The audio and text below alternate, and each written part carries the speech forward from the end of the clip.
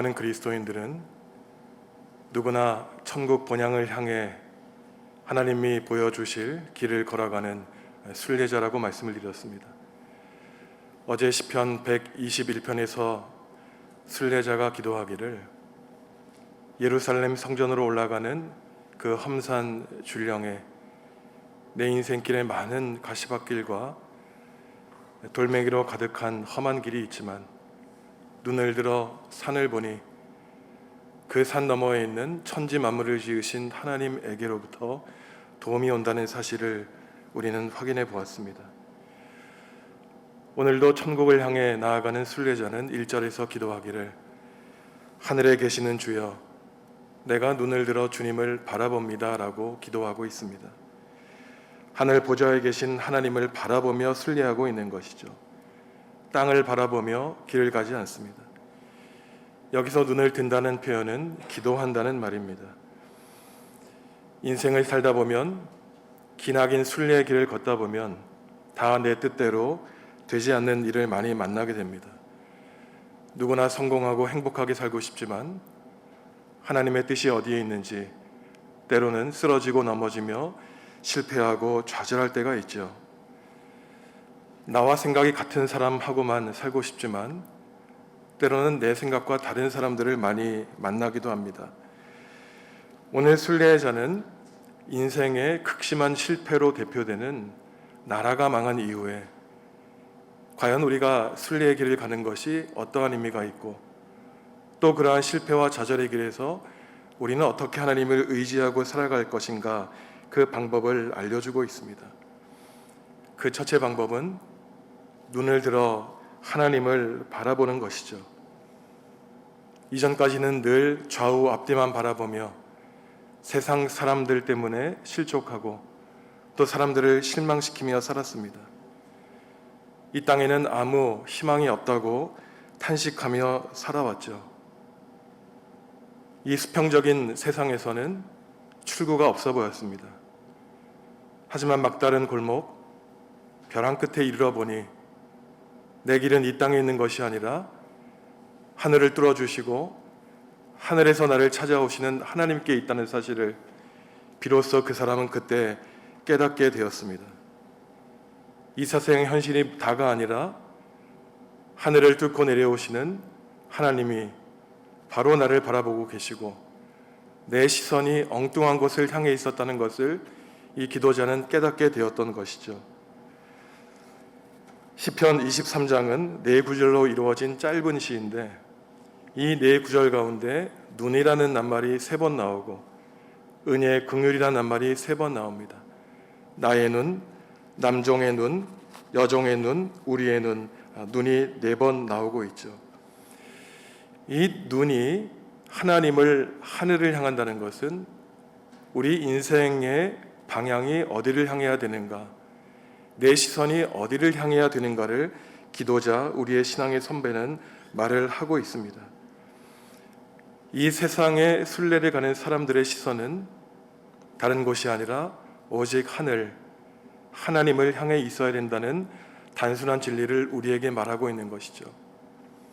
시선을 이 세상 사람들에게 두고 살아갈 때 늘 나를 좌절시키고 넘어지고 내 심정을 미약하게 하지만 그 순간 하늘을 쳐다보면 하나님이 나에게 똑바른 길을 제시해 주시고 쓰러지고 넘어질지라도 하나님이 보여주시는 그 길을 따라가도록 하나님은 우리에게 성령의 능력을 보여주고 계십니다. 오직 하나님을 의지하고 살아간다는 신앙의 결단을 보여주는 것이죠. 우리 역사의 사극을 보면은 죄를 지은 사람이 임금님 앞에 벌을 받을 때 감히 임금의 얼굴을 쳐다볼 수 없습니다. 마마 불쌍히 여겨 주시옵소서, 통곡하여 주시옵소서, 땅을 쳐다보며 그저 호소를 하고 임금의 용서를 빌 따름이죠. 그런데 오늘 순례자의 기도를 보면 감히 임금의 얼굴도 쳐다볼 수 없지만 우리 그리스도인들은 하늘에 계신 하나님의 얼굴을 쳐다보며 하나님 우리를 바라봐 주시옵소서 기도하는 놀라운 은혜를 깨달을 수 있습니다. 하늘에 계신 하나님께 기도한다는 것 자체가 하나님이 우리에게 허락하여 주신 가장 놀라운 은혜요, 하나님의 자녀로서 누릴 수 있는 특권이라는 것입니다.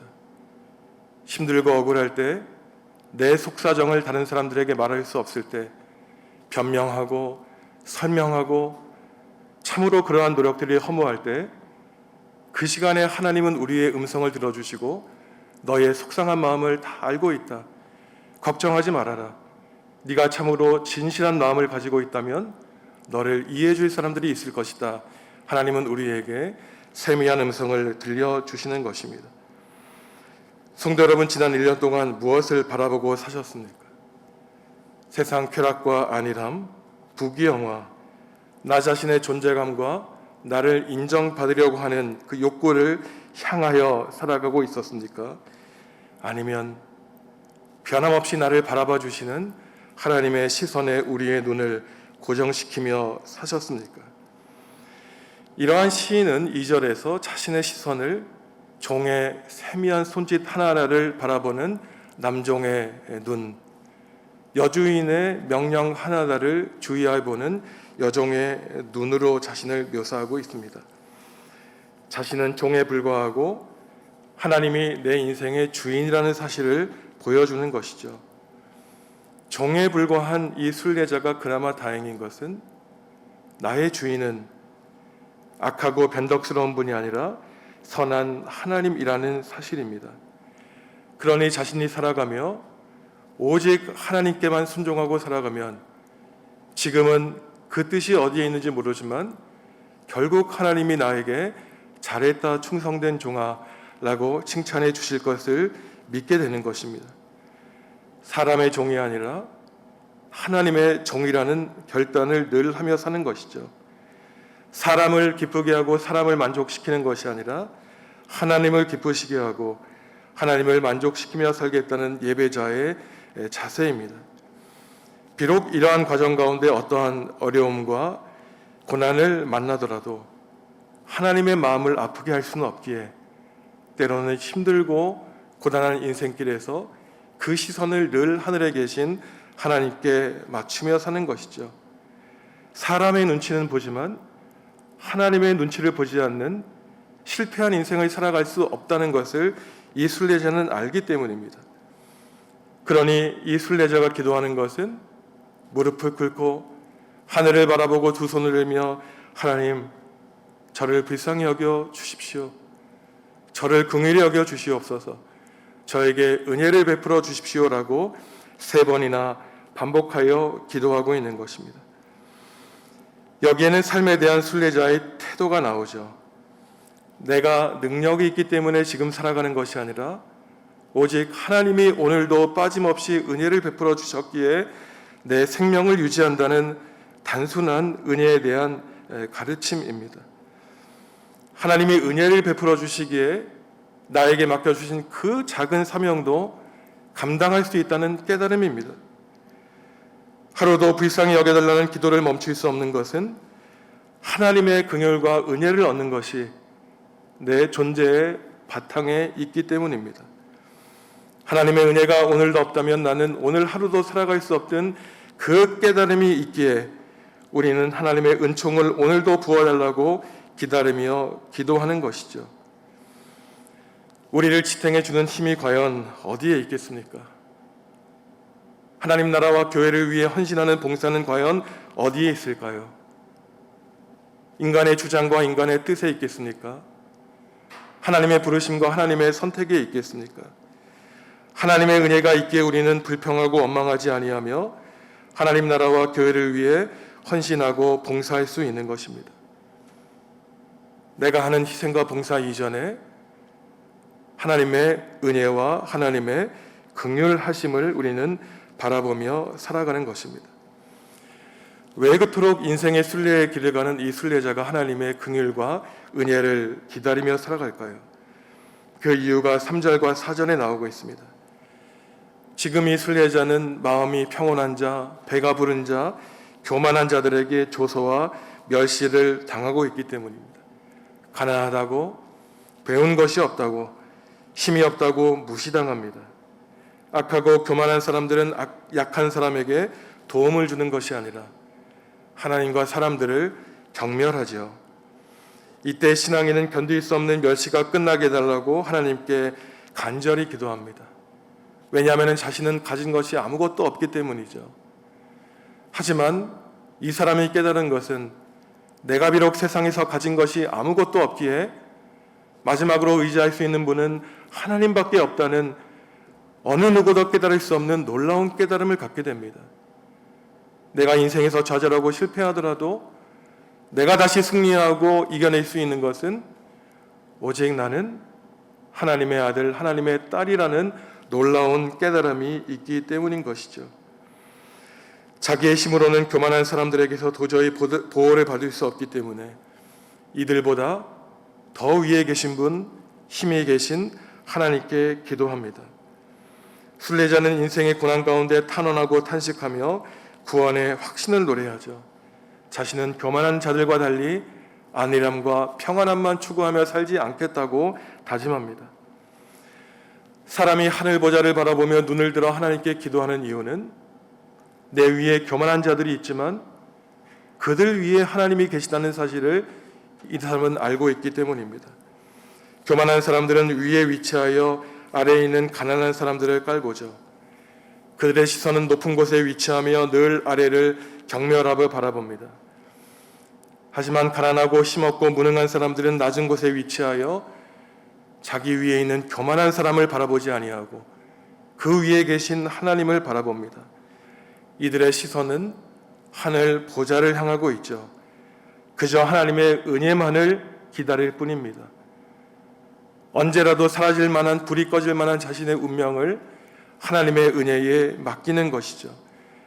오늘도 하나님의 은혜를 기다리고 내일도 하나님의 은혜를 기다리니 그러한 순례자는 그저 간절히 골방에서 눈물을 흘리며 하나님께 외치며 기도할 뿐입니다. 억울하다고 속상하다고 자신의 사정을 아무리 사람들에게 호소하고 설명하려도 해도 문제는 인간의 뜻으로 해결되지 않기 때문이죠. 그저 자신의 인격의 빈약한 말을 알릴 뿐인 것이 사람들에게 호소하고 설명하는 데서 자신의 인격의 가벼움만이 나타날 뿐이죠.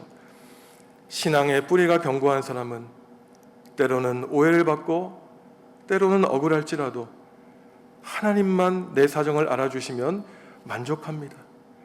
신실하신 하나님이 계시기에 때로는 내 문제가 풀리지 않더라도 그것이 하나님의 뜻이라면 마땅히 나의 운명으로 받아들이고 십자가의 길을 걸어가는 사람이 참된 순례객인 것이죠. 이 순례자는 외롭고 고독한 길을 가지만 놀라운 깨달음을 얻게 됩니다. 1절에서 기도자는 나의 눈이 주님을 향한다고 기도했지만 2절에 와서 우리의 눈이 하나님을 바라본다고 기도하고 있습니다. 그동안 홀로 있는 줄 알았죠. 그동안 나를 이해해 주는 사람이 아무도 없다고 생각했습니다.